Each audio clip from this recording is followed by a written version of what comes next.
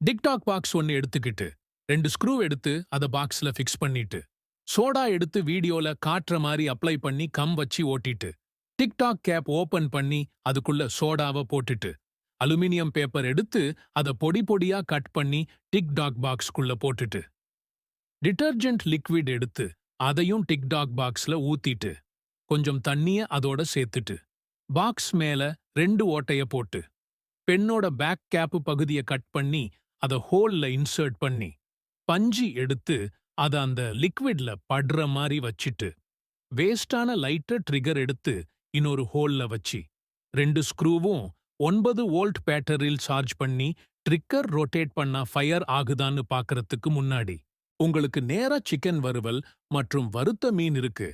இதுல நீங்க எதை செலக்ட் பண்ணுவீங்க? என்னைய மாதிரி சிக்கன் 65 செலக்ட் பண்றவங்க இந்த வீடியோவை லைக் செய்து சப்ஸ்கிரைப் பண்ணுங்க.